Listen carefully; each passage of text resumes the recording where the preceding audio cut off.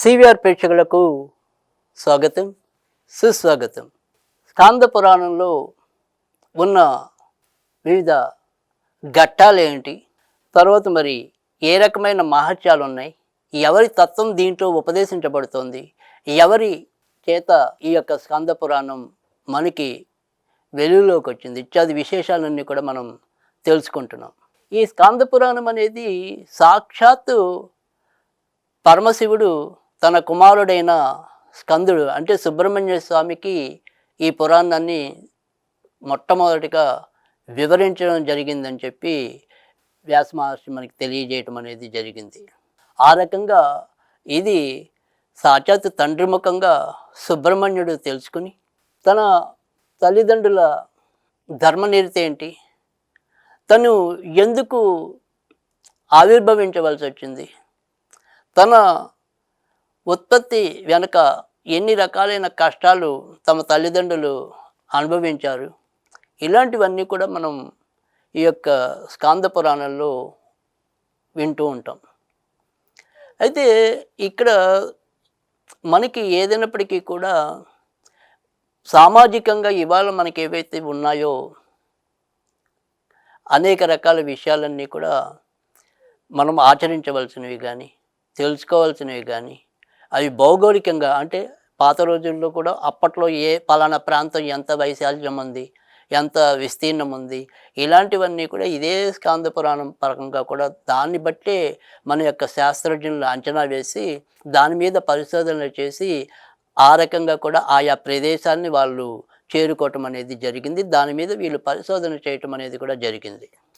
అంతేకాకుండా మనం ఏదైతే ఇవాళ మనం చేసే వ్రతాలు కొన్ని ఏవైతే ఉంటాయో, లేదా ఈ కార్తీక పురాణం లాంటి ఉప పురాణాలు ఏవైతే ఉంటాయో వాటన్నిటి వివరాలు కూడా మనం ఇందులోనే తెలుసుకుంటాం, ఈ స్కాంద పురాణంలోనే. మరి ఈరోజు ఈ స్కాంద పురాణం యొక్క విశిష్టతలన్నీ కూడా ఒక్కొక్కటి మనం తెలుసుకుందాం. ముందుగా ఆ సుబ్రహ్మణ్యుడికి నమస్కారం చేసుకుంటూ ఓం నమః ప్రణవాద్ధాయ ప్రణవాద్ద విదాయినే ప్రణవాక్షర బీజాయ ప్రణవాయ నమో నమః వేదాంతార్థ స్వరూపాయ వేదాంతార్థ విదాయనే వేదాంతార్థ నిత్యం విహితాయ నమో నమః.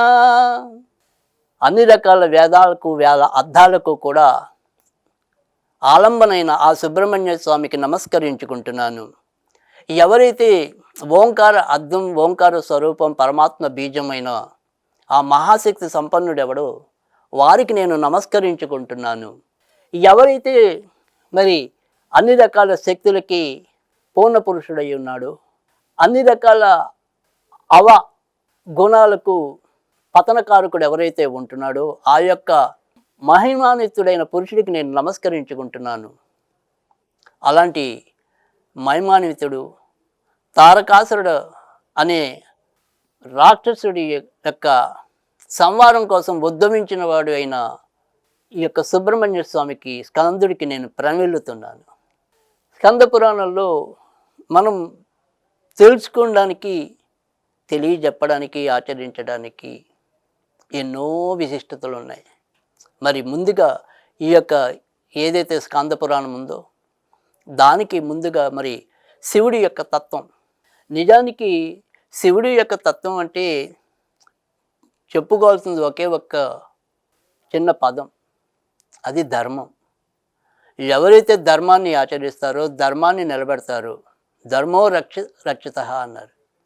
ఆ ధర్మ సంస్థాపన కోసం ఎవరైతే పాటుపడతారో అలాంటి వారికి నేను అన్ని రకాల ఆదుకుంటాను, వారికి ఉత్తమ గతులు కల్పిస్తానని చెప్పి శివుడు తెలియజేస్తాడు. అంటే మానవుడి యొక్క ధర్మపాలనే చాలా విశిష్టమైనది అని చెప్పి శివుడి యొక్క ధర్మం తెలుపుతుంది. అందుకని శివుడి యొక్క ధర్మం అంటే ఏమి కాదు, ఆ శివుడి యొక్క ధర్మం అన్నా మన ధర్మం అన్నా ఆ ధర్మం తప్పకుండా వెళ్ళటమే మన యొక్క ప్రయత్నం. అంతేకాకుండా ఇక్కడ మరొక సారం ఏంటి అంటే కనుక శివుడి యొక్క కథలన్నిటిలో కూడా మనకి వారు ఎంతటి పాప చరిత్రులైనప్పటికీ కూడా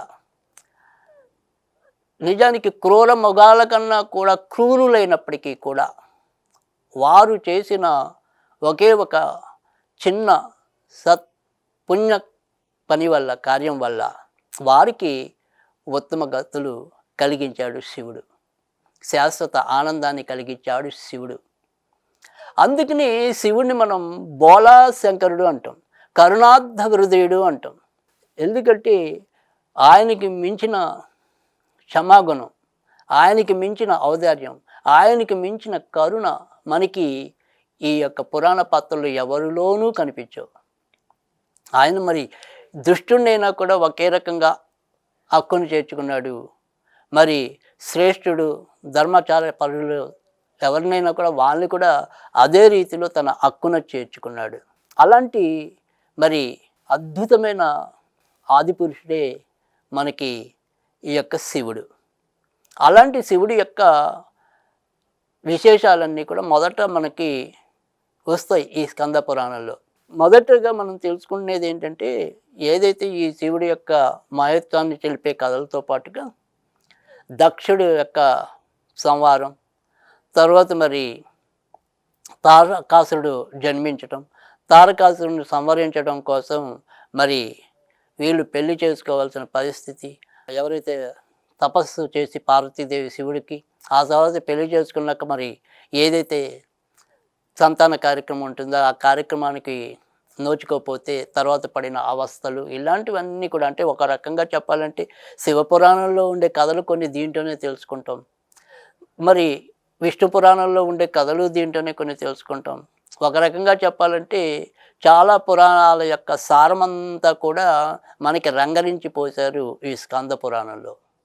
అందుకని అదేంటి ఈ కథ మనం వేరే పురాణంలో విన్నాం కదా, అదేంటి ఇదేదో ఈ ఘట్టం మనం ఇంతకుముందు ఇంకే దాంట్లో ఎందులోనూ చదివాం కదా అని అనుకోవచ్చు. కానీ ఇవన్నిటికన్నా కలుపుకుంటూ అతిపెద్ద విశాలమైన సౌరస్వమే ఈ యొక్క స్కంద పురాణం. ఒకానొక సందర్భంలో ఒక కిరాతకుడైన బోయవాడు నిత్యం జంతువుల్ని సంహరిస్తూ, జంతువులతో పాటు తనకు ఆ రోజు ఏదైనా సరే ధనం కానీ ఆకలి తీరే పరిస్థితి కానీ లేకపోతే మనుషుల్ని కూడా సంహరించి వాళ్ళని దోచుకుని వాళ్ళ మీద కలియబడి ఎన్నో రకాలైన పాపాలు చేస్తాడు ఓ బోయవాడు. అయితే అనుకోకుండా ఒకరోజు ఒక జంతువుని సంహరించాలి అనే నెపంతో పరుగులు తీస్తే ఆ జంతువుని వెతకడుతున్న నేపథ్యంలో అతనికి ఒక పర్వతం పక్కగా ఒక శివలింగం కనపడుతుంది. అప్పుడు ఆయన కొన్ని నీళ్లు పుక్కిట ఉంచుకొని అప్పటిదాకా ఆ యొక్క శివలింగానికి ఎవరైతే ఏవైతే సేవలు చేసి ఉన్నారో ఆ సేవలన్నిటినీ కూడా పక్కన పెట్టి మరి తన పుక్కిలించిన జలంతో శివుణ్ణి అభిషేకించడం చేస్తాడు. అలాగే తన సంచిలో ఏదైతే మాంసం అనే పదార్థం ఉందో అది ఆ భగవంతుడికి నివేదన చేస్తాడు. అప్పుడు మళ్ళీ ఈ రకంగా చేసి తనకు తానుగా తన్మయం పొందుతాడు ఆ బోయవాడు. అప్పుడు ఒక ప్రమాణం చేస్తాడు శివుడికి, రోజు నేను ఇదే రీతిలో నీకు అభిషేకం చేస్తాను, నివేదన చేస్తాను, వాటిని నువ్వు తప్పక స్వీకరించవలసింది, నన్ను అనుగ్రహించవలసింది అని చెప్పి ఆ బోయవాడు తెలుపుతాడు. అంతేకాకుండా ఏ రోజైతే నేను ఇలా చేయలేకపోతానో ఆ రోజుతో నేను మరణించినట్టే అని చెప్పి కూడా ప్రమాణం చేస్తాడు. అయితే ఏదైతే ఈ రకంగా బోయవాడు చేస్తున్నాడో దానికి ముందుగా నంది అని ఒక వైశ్యుడు కూడా ప్రతిరోజు ఈ యొక్క లింగాన్ని పూజిస్తూ రావటం అనేది జరుగుతుంది. ఆయన మరి సంపన్నుడు కనుక రత్నమాణిక్యాలతో మరి అంగరంగ వైభవంతో నిత్యం కూడా ఆ శివలింగాన్ని పూజ చేస్తూ వస్తాడు. అయితే ఇది అంటే మనకేమంటామంటే ఎవరికి ఏదైతే తెలుస్తుందో అంటే మనం సంపన్నులం కాబట్టి, మనం సామాన్యులం కాబట్టి అలా తెలిసి తెలియని జ్ఞానం అయితే అలా. నిజానికి మాంసం పెట్టడం ఏమిటి? పుక్కిలించిన నోటితో శివుడిని అభిషేకించడం ఏంటి? ఇంతకంటే చంపలేసుకునే పని మనకి ఇంకేమైనా ఉంటుందా? కానీ మరి ఇది శివుడికి అప్రీతికరమైందా? ప్రీతికరమైందా? ఇలాంటివన్నీ కూడా ఇప్పుడు వీరి యొక్క చరిత్రలో మనకి తెలుస్తాయి. అయితే ఎప్పుడైతే ఈ నందీశుడు ఏదైతే ఇలా చేస్తూ వస్తాడో ఈ నంది అనే వైశ్యుడు, అప్పుడు రోజు చూస్తాడు, బాధపడతాడు. అయ్యో! నేనేమైనా పూజలో అపరాధం చేస్తున్నానా ఏంటి? నాకెందుకు ఇలాంటి కర్మ కలుగుతోంది? నేనేమో ఎంతో చక్కగా ఇలాగ రత్నమాణిక్యాలతోనూ, మరి చక్కటి ఆవు పాలతోనూ అనునిత్యం ఆరాధిస్తూ, అభిషేకిస్తూ వస్తున్నాను శివుణ్ణి. అలాంటిది ఏదో అపరాధం జరిగితే తప్ప ఇలాంటి మాంసఖండాలు ఎక్కడ ఉండటం ఏమిటి? ఎందుకు పనికిరాని జలంతో ఈ రకంగా శివుడిని అభిషేకించడం ఏమిటి? అసలు ఇదంతా ఎవరు చేస్తున్నారు? ఎందుకు చేస్తున్నారు? శివుడు నా మీద ఆగ్రహించి ఇలాంటివన్నీ చేయట్లేదు కదా అని పదాలుగా ఆయన వేదనాగ్రస్తుడవుతాడు. అప్పుడు ఒకరోజు వాళ్ళ సేవకులకి ఈ విషయాన్ని తెలియజేస్తాడు నంది.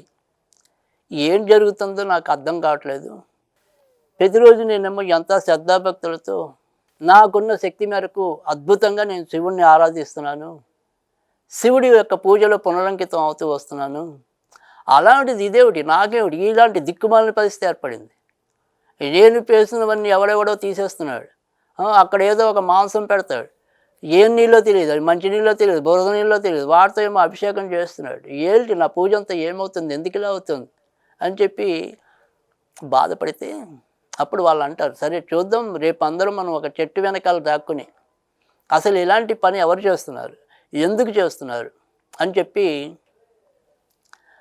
సలహా ఇస్తే మర్నాడు రోజు అందరూ కూడా ఆ పూజ, ఈయన అభిషేకం ఏదైతే నిత్యం చేస్తాడో అది అయిపోయాక ఒక చెట్టు వెనక్కి వెళ్ళి వీళ్ళందరూ కూడా దాక్కుంటారు. అప్పుడు ఈ బోయవాడు లేదా కిరాతకుడు, ఈ కిరాతకుడు చాలా వికృతమైన రూపంతో అక్కడ అడుగు పెడతాడు. ఆయన చూడటం ఏంటి, వీళ్ళందరూ కూడా భయంతో భీతిల్లిపోతారు. అయ్యి బాబు ఎంత భయంకరంగా ఉన్నాడు, అంత బలంగా ఉన్నాడు, బలిష్టంగా ఉన్నాడు, అసలు ఎవరు ఎంతను అని చెప్పి చూస్తే తన నోటితో పుక్కిలించిన నీళ్ళు అక్కడ పడేయటం, తర్వాత తన సంచిలో మళ్ళీ ఎప్పట్లాగానే కొద్దిగా మాంసం తీసి శివుడి దగ్గర నివేదన చేయటం వాళ్ళు చూస్తారు. అయ్యో అయ్యో రామరామ రామరామ, ఎంత పని అయింది, ఎంత మూఢుడు, ఎంత అజ్ఞానుడు, ఎంత అమందభాగ్యుడు అని చెప్పి వీళ్ళందరూ కూడా పరిపరి విధాల నోలు నొక్కుంటూ ఎంత తప్పు జరిగిపోయిందని చెప్పి బాధపడతారు.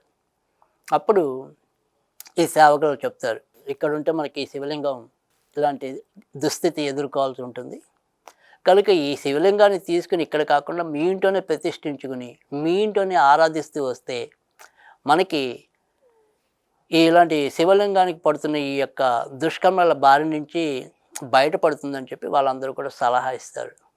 నిజమే, ఇది ఏదో బాగానే ఉంది, నిజమే కదా, ఇక్కడ ఉంటేనే కదా ఇలాంటి, బయట ఉంటేనే కదా ఇలాంటి దౌర్భాగ్యం పడుతుంది దీనికి, కనుక ఇలా కాదు, దాన్ని మన ఇంట్లోనే ప్రతిష్టాపన చేసుకుందాం అని చెప్పి అప్పుడు వాళ్ళ ఇంట్లో మళ్ళీ తిరిగి ప్రతిష్ఠ చేసుకోవటం అనేది జరిగిపోతుంది. సరే మర్నాడు రోజు మన కిరాతకుడు రావటం అనేది జరుగుతుంది. కిరాతకుడు వచ్చి ఆ శివలింగాన్ని వెతుక్కుంటే ఎక్కడా కూడా దొరకని పరిస్థితి ఏర్పడుతుంది. అదేంటి, అయ్యో అయ్యో ఇక్కడ ఏమైంది, నేనేమో శివుడికి మొక్కుకున్నాను, ప్రతిరోజు కూడా అభిషేకం చేస్తానన్నాను, నివేదన చేస్తానన్నాను, ఇప్పుడు నా గతి ఏమిటి అని చెప్పి బాధపడతాడు. బాధపడటమే కాకుండా తన యొక్క ప్రమాణానికి మరి ముప్పు వాటిల్తుందని చెప్పి తెలిసి ఈరోజు నేను శివ పూజ చేయలేదు అంటే కనుక, ఈరోజు నేను యొక్క నివేదన చేయలేదు కనుక అంటే అక్కడ నాకు మరణం సంప్రాప్తించినట్టే అని చెప్పి ఆయన మొదటగానే ప్రమాణం చేయటం అనేది జరిగింది. ఎక్కడైతే శివలింగం ఉంటుందో ఆ శివలింగం లేని ప్రదేశం, ఆ శివలింగం ఉన్న చోటలో అంటే అప్పటిదాకా అంతకుముందు దాకా ఎక్కడైతే శివలింగం ఉందో ఆ ప్రదేశంలో ఈయన తన యొక్క గుండెను చీల్చుకుని రక్తాన్ని ధారపోస్తాడు. అలా అలా తన రక్తం అంతా కరిగి ఆయన ఇక నిర్జీవుడవుతున్న తరుణంలో అప్పుడు మరి ప్రమద గణాలతో శివుడు అక్కడికి చేరుకోవటం అనేది జరుగుతుంది. బలబల కిరాతక, నీ యొక్క అకుంఠితమైన భక్తికి నేను ఆనందించాను. నీవు భక్తి పరుల్లో అగ్రగణ్యుడివి. నీ యొక్క శరీరాన్ని త్యజించి ఏదైతే నువ్వు ఒక సంకల్పం అనేది పెట్టుకున్నావో ఆ సంకల్పానికి ఎప్పుడైతే వికల్పం వస్తుందో అనే బాధతో నిన్ను నువ్వు సంవరించుకోవడానికి కూడా సిద్ధపడ్డావు. నీకంటా నిస్వార్థపరులు ఎవరు ఉండరు నాకు భక్తుల్లో. కనుక నాకు నువ్వు పూజనీయుడు, గౌరవనీయుడు అని చెప్పి ఆయన శివుడు పొగడతలతో ఆయన్ని ఆనందింపజేస్తాడు. ఎప్పుడైతే శివగణాలందరూ అక్కడ మేళతాళాలతో చేరుకోవటం విన్నారో వీళ్ళందరూ కూడా నంది మరియు అలా పరిచారకులు చెవులు కూడా పట్టం అనేది జరుగుతుంది. అప్పుడు వాళ్ళందరూ కూడా ఇదేదో అద్భుతం జరుగుతుంది, ఇలాంటి మంగళవాద్యాలు కానీ వేణునాద వినాదాలు కానీ మనం ఇంతకు ముందెప్పుడు కూడా చూడలేదు, వినలేదు. బహుశా ఎవరో దేవతలే ఇక్కడ మనకి దిగి ఉండాలి, చూద్దాం ఏంటో అని చెప్పి వాళ్ళందరూ కూడా ఆతృతగా ఆ శబ్దాల వెంట పరుగులు తీస్తారు. అక్కడ సాక్షాత్ శివుణ్ణి వాళ్ళు దర్శించుకోవటం అనేది జరుగుతుంది. అప్పుడు నంది చాలా బాధపడతాడు. ఏంటి, నేనేం పాపం చేశాను, నేను ఎంతో చక్కగా పుణ్యం చేస్తే ఎందుకు ఇలాగ జరిగింది అని చెప్పి శివుణ్ణి అడుగుతాడు. ఏంటి ఆయన ఉద్ధరించావు, నన్ను ఉద్ధరించలేదు ఏంటి అని చెప్తే అప్పుడు శివుడు అంటాడు, అహం అనేది ఎప్పుడూ కూడా మనిషికి పతనం లాంటిది. నువ్వు ఇక్కడ నీకే దక్కాలి అనే ఒక అహంకారంతో కానీ నువ్వు చేస్తున్న పూజ సరైందనుకుని నీ ఇంట్లో ప్రతిష్ఠించుకోవటం అనేది చేసావు. సరే, నువ్వు ఎవరు తోచిన పద్ధతిలో ఫలం పుష్పం తోయం, నీకు నచ్చిన పద్ధతుల్లో నువ్వు చేసావు, కానీ అదే పద్ధతుల్లో ఇంకోళ్ళు కూడా చెయ్యొచ్చు కదా అనేది నువ్వు మర్చిపోయావు, విస్మరించావు. కనుక భగవంతుని చేరుకోవడానికి, భగవంతుడిని సంతృప్తి చేయడానికి, భగవంతుడిని ప్రసన్నం చేసుకోవడానికి ఇవి ఒక్కటే మార్గాలు కాదు. ఆయన నీ యొక్క బాహ్య టోపాన్ని ఎప్పుడు కూడా చూడరు. అంతరంగికంగా నువ్వు ఎంత నిష్కామంగా ఉన్నావు, ఎంత నిర్మలంగా ఉన్నావు, భగవంతుడి పట్ల నువ్వు ఏ రకంగా అయితే పరిపూర్ణంగా పూర్తిగా నిన్ను నివేదించుకుంటున్నావు అలాంటివి మాత్రమే చూస్తాడు. అంతేగాని బంగారాలు కానీ, రత్నమాణిక్యాలు కానీ, వజ్ర వైడూర్యాలు కానీ ఇలాంటివేవి కూడా ఆయనకి మొహమాట పెట్టవు భక్తుల్ని ఆదరించుకునే విషయంలో. ఇప్పుడు మేము రాజకీయ నాయకుల్లో అయితే కానీ, లేదా వివిధ పెద్ద స్థాయి ఉద్యోగస్తులు కానీ, వారికి కావాలి బహుమానాలు. నువ్వు ఎంత పెద్ద గిఫ్ట్ ఇస్తే నీ పని అంత తొందరగా అవుతుంది. నువ్వు ఎంత పెద్ద మొత్తంలో లంచం ఇస్తే నీ పని అంత తొందరగా అవుతుంది. ఇది మన పద్ధతి. కానీ శివుడి యొక్క నిర్వాహకం అది కాదుగా. శివుడికి అందరూ సమానులే. సామాన్యుడైనా, అసామాన్యుడైనా, గొప్పవాడైనా, పేదవాడైనా వాళ్ళందరిలో కావాల్సిన పదార్థం ఒకటే, మూల పదార్థం, బ్రహ్మ పదార్థం. అది భక్తి. ఆ భక్తి వెనకాల నిస్వార్థం అనేది ఉండాలి. అవి మాత్రమే ఆ యొక్క శివుణ్ణి కట్టిపడేస్తుంది అని చెప్పి శివుడు తన యొక్క ధర్మాన్ని కూలంకుషంగా వివరించడం అనేది జరుగుతుంది. అయితే ఆ తర్వాత అలా అని చెప్పి అంతర్ధానం అయితే ఇక్కడ అదే రోజు వెళ్ళిపోతూ అంటాడు, అందుకే నాకు ఇంక నుంచి ఈ కిరాతకుడు నాకు ఉత్తమ స్నేహితుడు, నా యొక్క సహచరుల్లో నాకు అత్యంత ప్రాణుడు అని చెప్పి కూడా శివుడు అంతర్ధానం అవుతాడు. అయ్యాక ఇక్కడ నంది చాలా బాధపడతాడు. బాధపడి ఈ యొక్క కిరాతకుడి దగ్గర చేరుకుని, నాకు కూడా నీలాగా శివుడి యొక్క ఉద్ధరణ కోసం మార్గాన్ని చూపించు, శివుని నేను కూడా చేరుకునేందుకు ఏదైనా మార్గాన్ని అనుసరింపజేయని చెప్పి ప్రార్థిస్తాడు. అప్పుడు శివుడు చేరుకునే ఈ యొక్క కిరాతకుడు అంటాడు, ఈరోజు నా యొక్క మిత్రుడు అయిన నందికి కూడా నన్ను ఎలాగైతే అనుగ్రహించావో ఆ నందిని కూడా అదే రీతిలో నువ్వు అనుగ్రహించు. ఆ నందిని కూడా నువ్వు నాలుగ ఉత్తమ స్థానాన్ని సంప్రాప్తింపజేయని చెప్పి ప్రార్థిస్తాడు.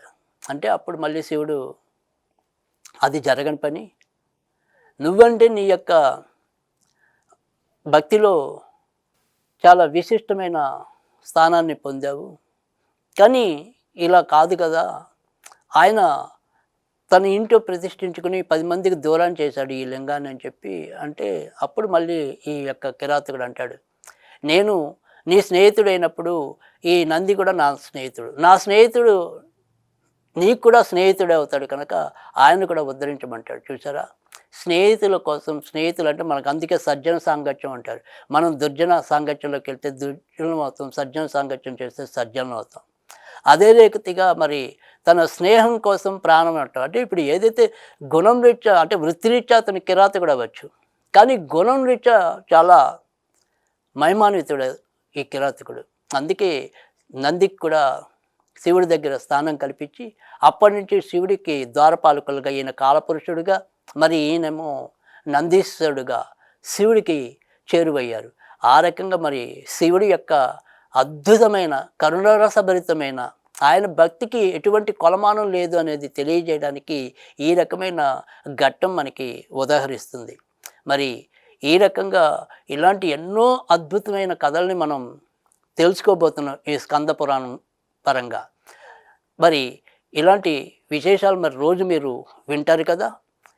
ఇందులో ఉన్న ధర్మాలు ఏవైతే ఉంటాయో వాటిలో కొన్నైనా మనం అందరం కూడా ఆచరించే ప్రయత్నం చేస్తాం కదా. ఇది ఈరోజు ఈ భాగం. మరి మళ్ళీ మరో భాగంలో కలుద్దాం. అంతవరకు సెలవు. జై షణ్ముఖ, జై జై షణ్ముఖ.